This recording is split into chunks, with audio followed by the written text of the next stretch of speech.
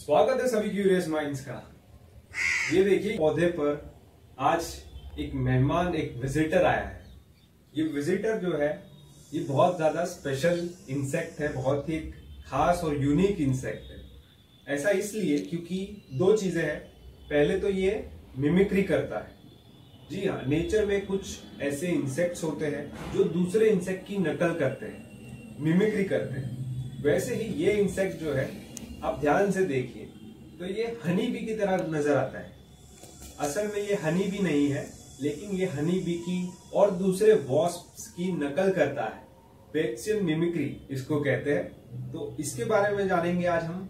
और ये इंसेक्ट जो है इसको होवरफ्लाई कहा जाता है, क्योंकि ये बहुत ही इसकी एक स्पेशलाइज्ड फ्लाइट होती है, बहुत ही एक स्पेशलाइज्ड फ्लायर होता है और मोशनलेस तरीके से होवर कर सकता है।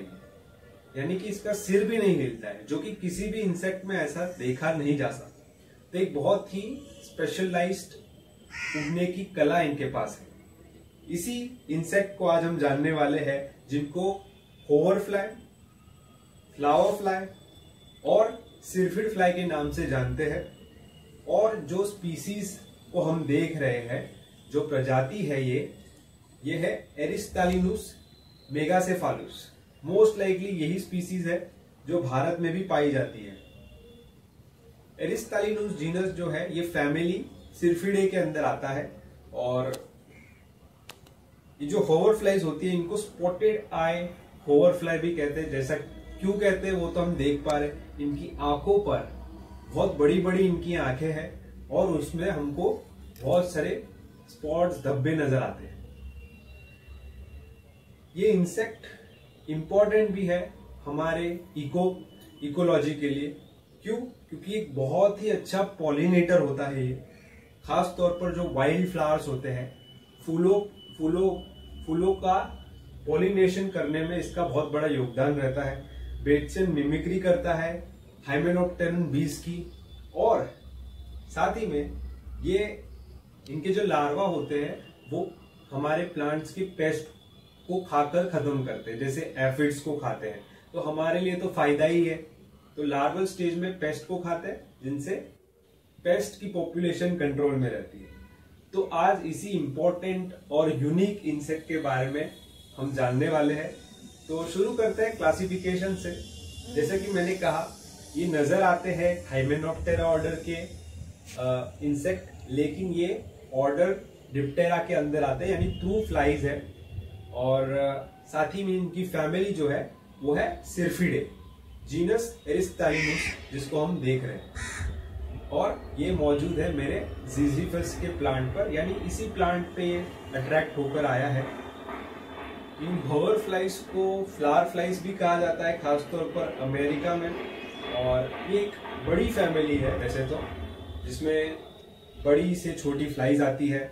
और ये ट्रू फ्लाइज है, यानी कि ऑर्डर डिप्टेरा के अंदर आते हैं। क्यों? क्योंकि इसमें एक पेयर ऑफ विंग्स हमें नजर आता है, यानी दो पंख होते हैं। जहां पर मधुमक्खी में या दूसरे वॉस्प में हमको चार पंख यानी दो पैर नजर आते हैं पंखों के, 4 विंग हिंड विंग। इसमें सिर्फ 4 विंग ही हमें देखने मिलते हैं। तो इससे भी आप इनको पहचान सकते हो। इनकी फास्ट फ्लाइट होती है, एबिलिटी होती है इनके पास कि ये हवर कर सकते हैं। और हवरिंग से, ये जो हवरिंग की एबिलिटी है ये दूसरे फ्लाइज में भी होती है, लेकिन ये तो स्पेशलाइज्ड हवरिंग के लिए जाने जाते हैं, इसीलिए इनको हवर फ्लाई कहा जाता है। क्योंकि ये बहुत स्टिल, मोशनलेस तरीके से हवर करते हैं। आप इनको वाइल्ड में या फिर अपने गार्डन में फूलों पर नेक्टरिंग करते हुए देखोगे। और ये बहुत एक फ्रीक्वेंट विजिटर होता है। कुछ स्पीसीज ऑफ जो प्लांट होते हैं उनके फूलों पर ये एक फ्रीक्वेंट विजिटर होता है।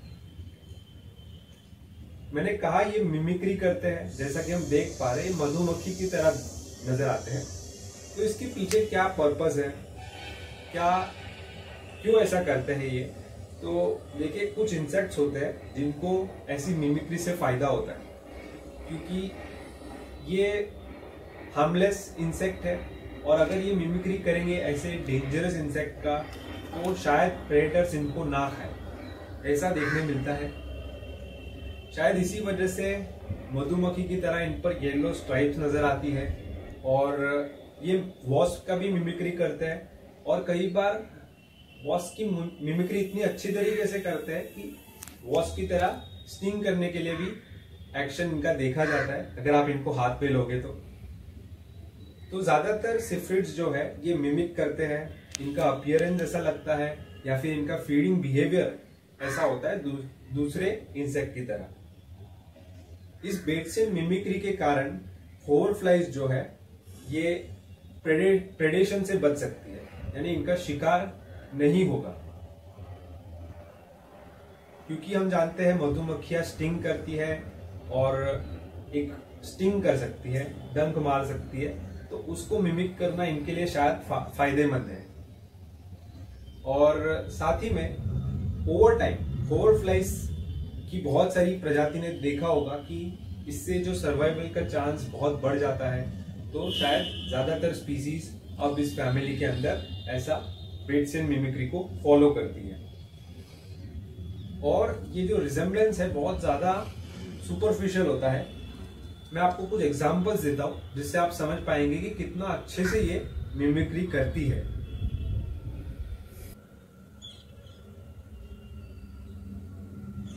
कुछ होवरफ्लाइज जो है वो मधुमक्खी की तरह नजर आती है, कुछ वॉस्प की तरह, कुछ बम्बल बीज की तरह। तो इन्होंने मास्टरी हासिल की है बेटसियन मिमिक्री में। अब आए अगर ये खाते क्या है, तो एडल्ट्स जो है वो तो पॉलिनेटर होते हैं, वो फीड करते हैं नेक्टर पर, पोलन पर। नेक्टर के अलावा जो होवरफ्लाइज है वो हनी ड्यू पर भी फीड करती है, जो एफिड्स प्रोड्यूस करते हैं। और इनका जो लार्वा होता है वो तो कुछ लार्वा सैप्रोट्रॉप्स होते हैं जो प्लांट और एनिमल मैटर, सॉइल में, पॉन्ड में, सूवेज में अगर कोई भी सड़ रही चीजें उस पर फीड करते हैं। और जैसे कि for example red tailed maggot है, वो सीवेज में रहता है, पोल्यूटेड पानी में जहां पर ऑक्सीजन भी बहुत कम होता है, वहां पर भी सर्वाइव कर पाता है। भारत में होवरफ्लाइज की 357 स्पीसीज पाई जाती है। तो आप जरूर इन इंसेक्ट वर्ल्ड के मिमिक्री मास्टर्स को देखिए, ऑब्जर्व कीजिए।